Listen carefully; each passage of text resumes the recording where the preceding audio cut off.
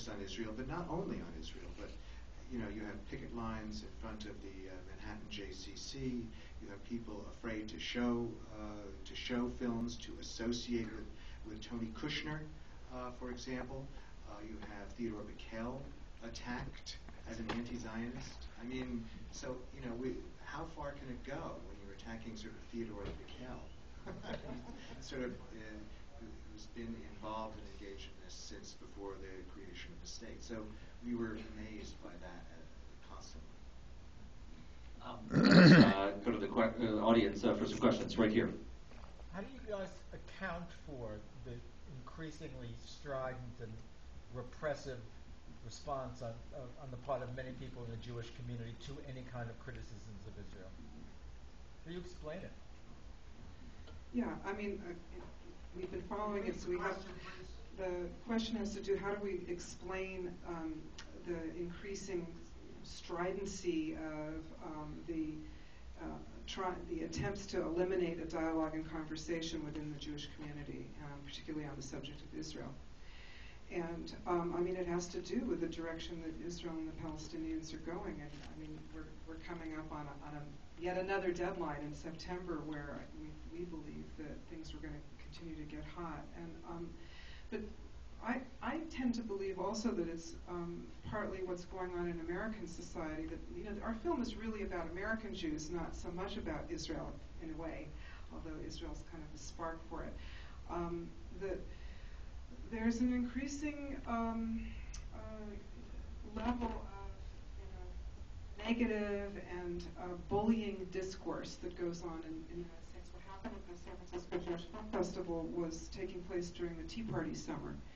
And so what we felt we were seeing at the festival was a reflection of what's going on in American society too, so that this isn't just limited to the Jewish community. It's particularly harsh inside the Jewish community, but that it goes on throughout the United States on these kinds of issues, silencing, bullying approach to disagreement rather than having kind of an informed and civilized debate.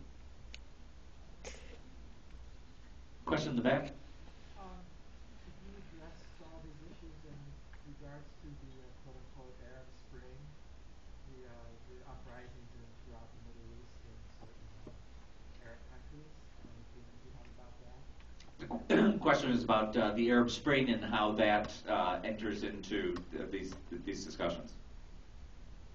Well, I think that in terms of policies of Israel and about Israel, it's a central consideration, but nobody knows where things are going.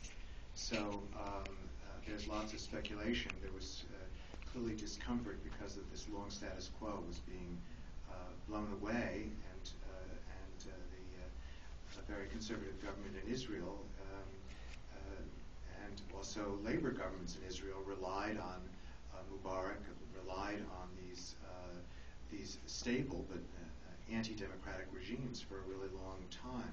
So it's a story that's not complete, and it is extraordinarily dynamic and exciting, but we don't know, at least I really don't know what direction it's going to go or how it's going to affect this dynamic, other than that everything is changing in the Middle East, and the question is whether or not Israel's policy can also change. That seems sort of stuck, and that is a problem in a situation of very dynamic change.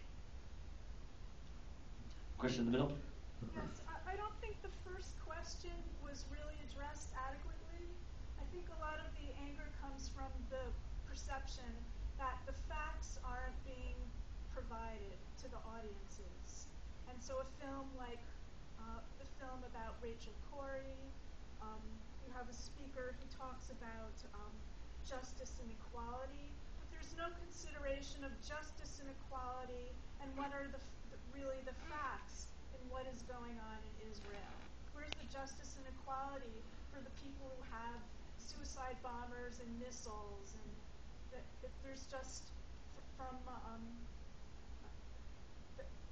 the facts aren't being addressed adequately. The facts about what's going on in Israel.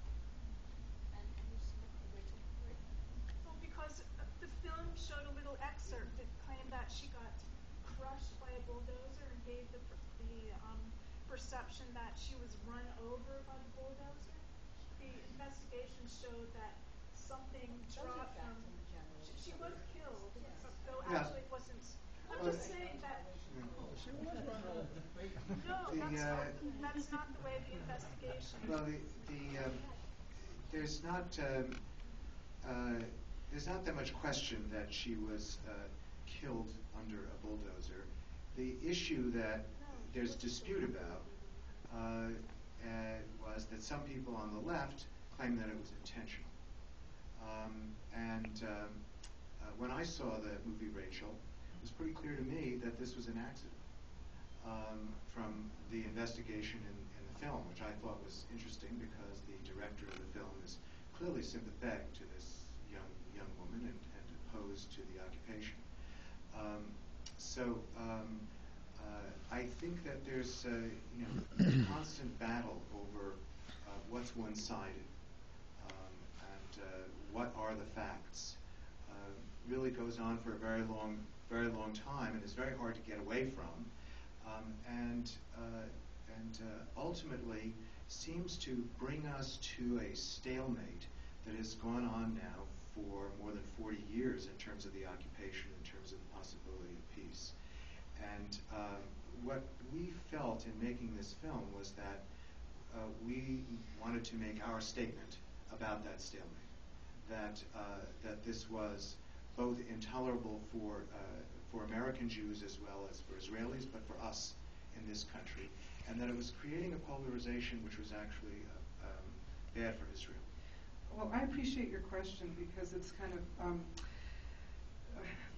making us look at the film in a different way. I mean, our intent wasn't to do he said, she said with the film in terms of providing the facts on both sides. What we're hoping is that this film will be kind of generating an opportunity for everybody to be included in a conversation where they can ask questions in a way where they won't be judged, or like we were talking about, bullied, or having to kind of follow a standard line, that people can kind of think outside the box a little bit when they approach issues, not just about Rachel Corrie and Israel, but the question of who is a Jew. I mean, these are things that people argue and fight about, and we've kind of lost our ability to have a debate inside the Jewish community, which was kind of so formative to who we were culturally, and that it's become kind of accusatory.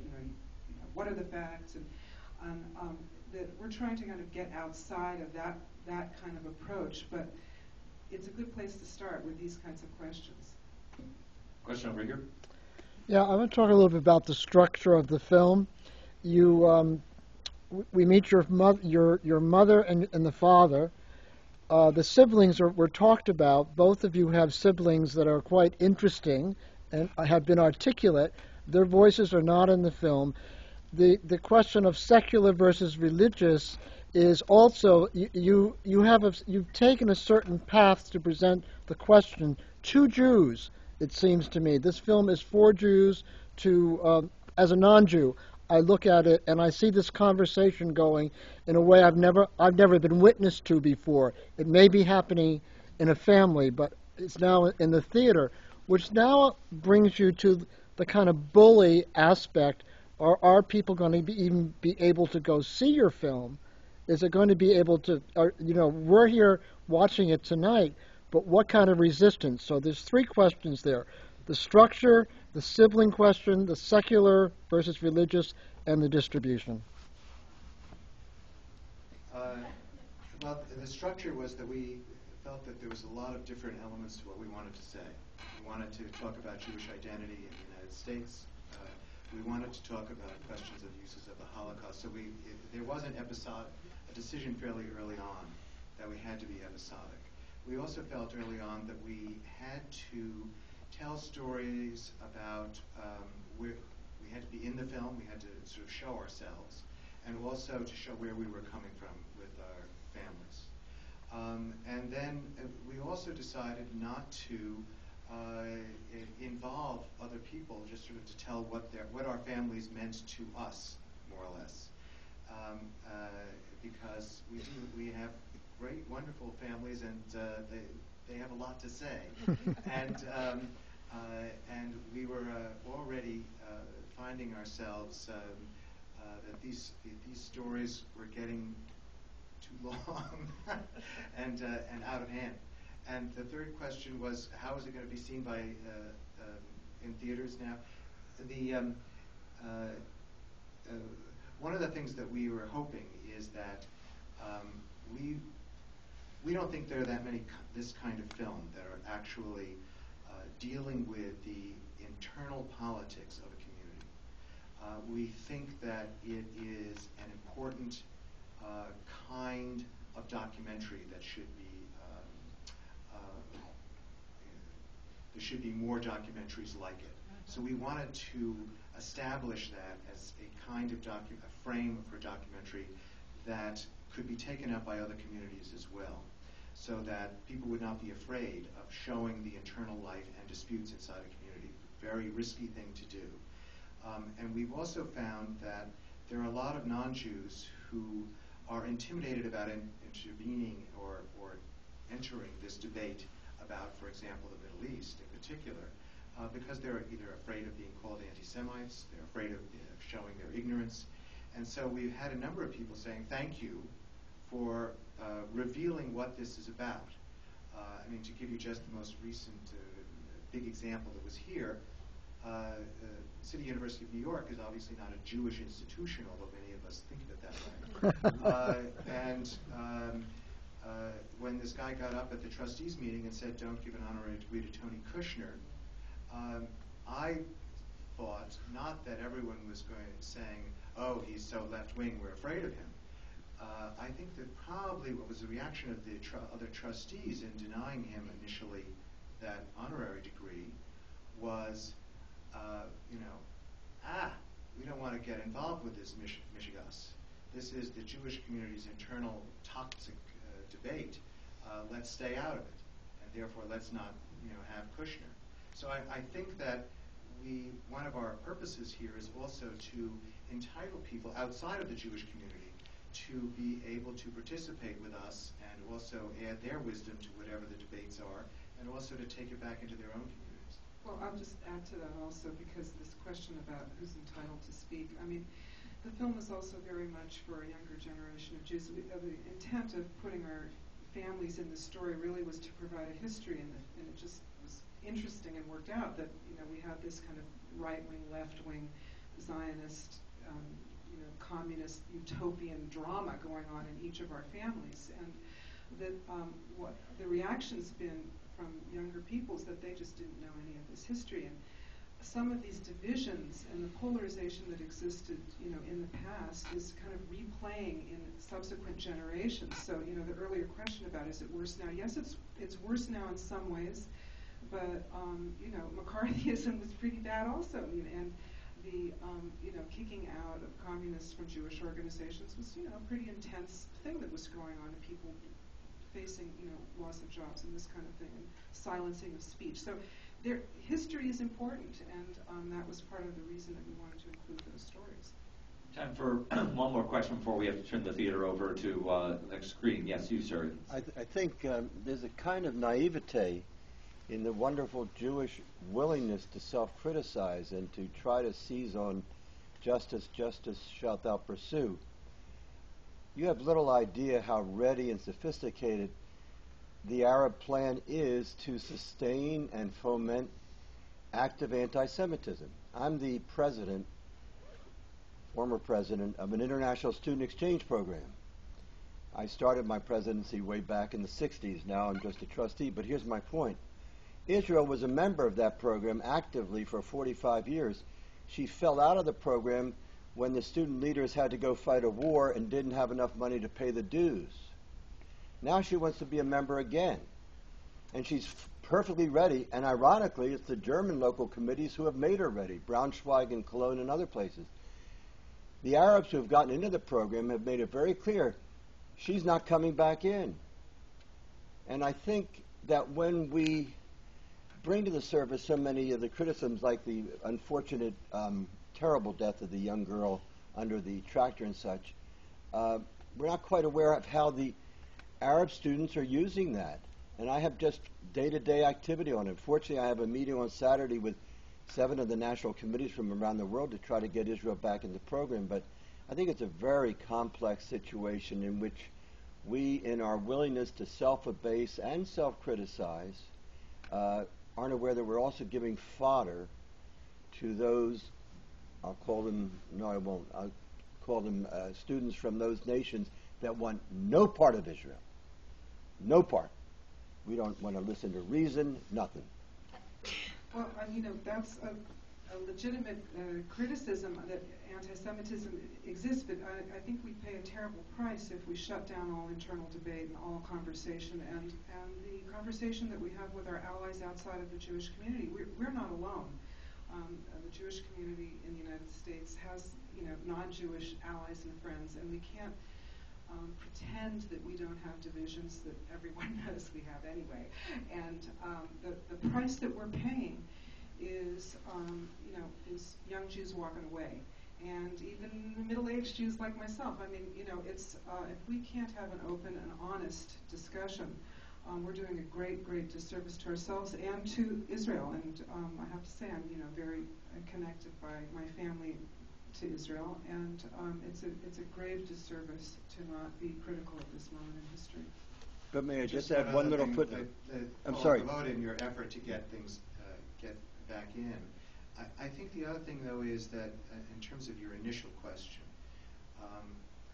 the question of naivete, that we're under siege, is used in every single historic instance of we can't afford, because of the red threat, not to have McCarthy. We can't afford to have anyone question the policy of the Communist Party. You go down the line, and the problem becomes one where if you are not allowing that debate, if you are shutting it down, not only are you turning off young people who are wondering what the hell is going on, but you're also feeding into a different kind of naive shutting down of the possibility of showing what it is that you do represent. So I think that I applaud your effort to get back in to that association. I know it's going to be a tough and what sounds like a long haul to do it at this point. But we are in a situation where all of these kind of efforts are going to be increasingly difficult because of what is going on now. And partially, I think that you have to look not just at the other side, but we also have to be looking at what's happening internally in our own community and in Israel to start dealing with that. I think there was, if I may get ready. I'm sorry, we're just out of time, but I think Alan and Deborah can go out in the lobby to continue these conversations, and certainly there's a lot more to be said that will never wrap up, no matter how much time we have here. But I do thank you for coming. As I said before, you're the first audience in America to see Between Two Worlds. You have a website that you can steer people to? www.btw, for Between Two Worlds, btwthemovie.org. And if you've never been to Stranger Than Fiction before, please come back. We're here every Tuesday. Thank you very much. Thank you especially.